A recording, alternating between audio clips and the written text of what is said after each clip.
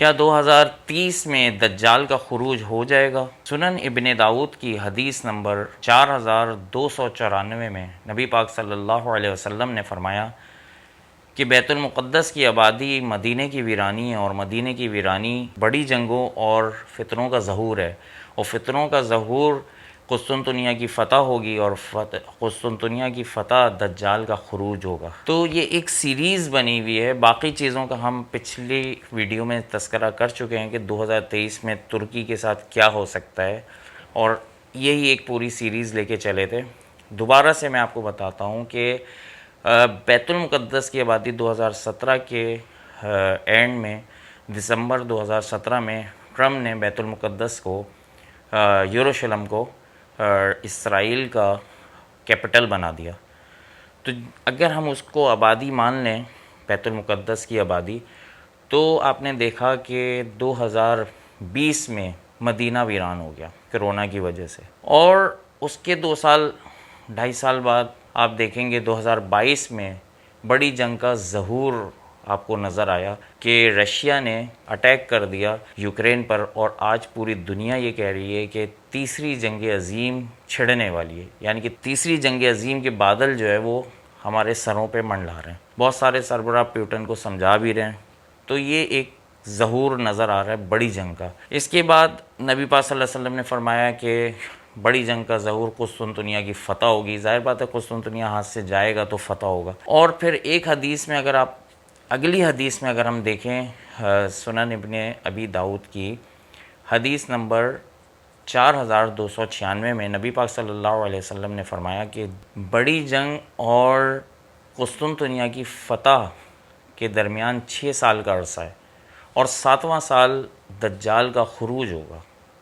تو اگر ہم مان لیں کہ بڑی جنگ جو ہے 2023 میں 2024 میں چھڑ سکتی ہے، جس کا نظر آ رہا ہے کہ ہاں ہو سکتا ہے، اور ایک سیریز ہمیں نظر آ رہی ہے، تو اگر 6 سال اس کو آگے کر لیں تو 2029 تک قسطنطنیہ فتح ہوگا، اور 2030 یا 2031 جو ہے وہ دجال کے خروج کا سال ہوگا۔ اب نبی پاک صلی اللہ علیہ وسلم نے ایک اور حدیث میں فرمایا کہ دجال کے خروج سے 3 سال پہلے پوری دنیا میں قحط پڑنا شروع ہو جائے گا۔ پہلے سال چوتھائی دنیا میں قحط پڑے گا، دوسرے سال آدھی دنیا میں، اور تیسرے سال پوری دنیا میں قحط پڑ جائے گا۔ اس کے بعد دجال کا خروج ہوگا۔ تو صحابہ نے پوچھا کہ یا رسول اللہ، ہم کیسے اس وقت زندہ رہ سکتے ہیں؟ تو نبی پاک صلی اللہ علیہ وسلم نے فرمایا کہ جو شخص لا الہ الا اللہ، سبحان اللہ، الحمدللہ، اللہ اکبر کی تسبیح پڑھے گا، تو اللہ تعالیٰ اسے روحانی طور پہ غذا عطا فرمائے گا۔ تو ہمیں چاہیے کہ اس معمول کا ہم ابھی سے بہت زیادہ پریکٹس کر لیں، کیونکہ آنے والے جو وقت ہیں وہ بہت زیادہ کٹھن اور بہت زیادہ سخت ہونے والے ہیں۔ تو ابھی سے ہمیں چاہیے کہ ہم بہت زیادہ اللہ کی طرف آئیں، قرآن کی طرف آئیں۔ اور پھر ایک حدیث میں نبی پاک صلی اللہ علیہ وسلم نے فرمایا کہ جو شخص سورہ کہف کی شروع کی 10 آیتیں پڑھے گا وہ دجال کے فتنے سے محفوظ رہے گا۔ یعنی کہ اتنا سخت ترین فتنہ ہوگا اس کا، جس سے ہر نبی نے پناہ مانگی ہے۔ اس فتنے سے بچنے کے لیے سورہ کہف کی شروع کی 10 آیتیں، یا ایک اور حدیث میں سورہ کہف کی آخری کی 10 آیتیں بھی بیان ہیں۔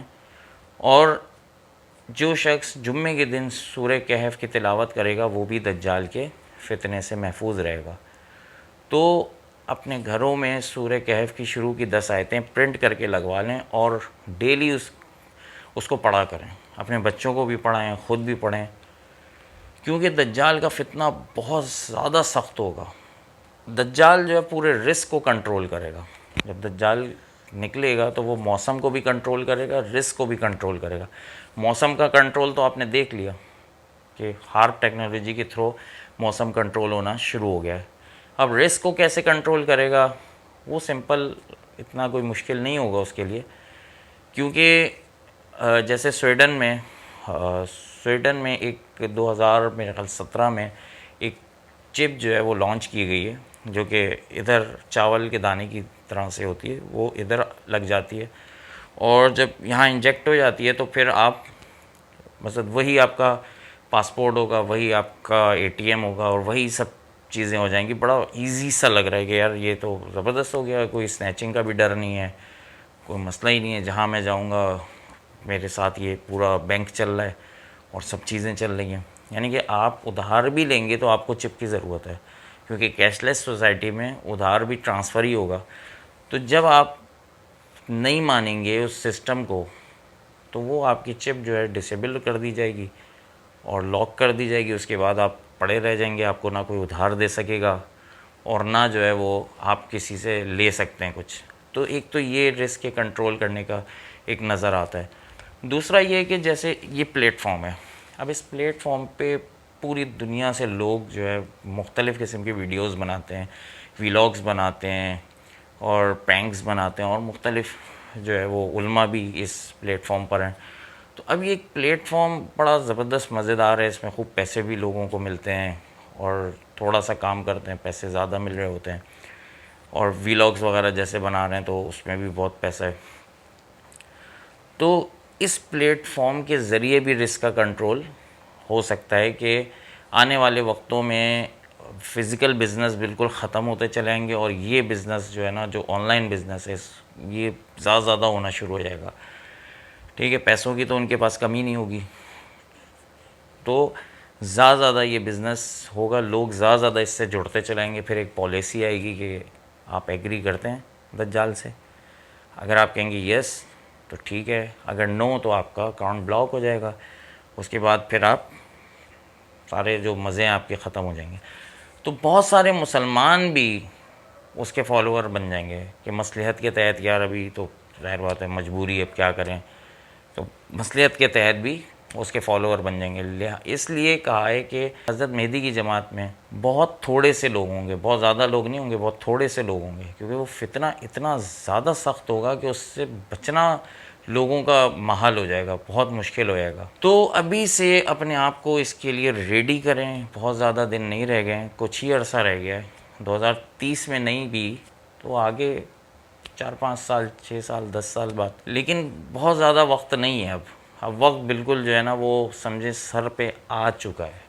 اب یہ دجالی فتنہ چل رہا ہے, اب دجال کا آنا بس باقی ہے. تو زیادہ سورہ کہف کی تلاوت کریں اور زیادہ جو ہے وہ دین سے جڑیں. جتنا آپ دین سے جڑیں گے نا اتنا ہی آپ کو فائدہ ہوگا. باقی پھر یہ ہوگا کہ حضرت عیسیٰ کا ظہور ہوگا, اور حضرت عیسیٰ علیہ السلام جب دجال کو دیکھیں گے لط کے مقام پہ تو وہ ان کی نظروں کی تاب ہی نہیں لا پائے گا, وہیں پگھلنا شروع ہو جائے گا, وہیں مر جائے گا. تو سائنس کا جو ایک بڑا خدا ہے, جو آج سائنس کو ہم نے سر پہ سوار کیا ہوا ہے, وہ حضرت عیسیٰ جو نبی پاک صلی اللہ علیہ وسلم کی امتی بن کے آئیں گے, ان کی ایک نظر برداشت نہیں کر پائے گا. تو قرآن کے علم کی طرف آئیں اور بہت زیادہ اللہ اور قرآن پڑھنے کی طرف آئیں. تو بہتر ہے کہ ہم زیادہ قرآن کی طرف آئیں اور اپنی روحانیت کو بہت زیادہ مضبوط کریں کہ آگے آنے والے وقتوں میں ہم جم کے رہ سکیں, نہ کہ ہم اللہ نہ کریں ایمان سے ہی جو ہے وہ خارج ہو جائیں.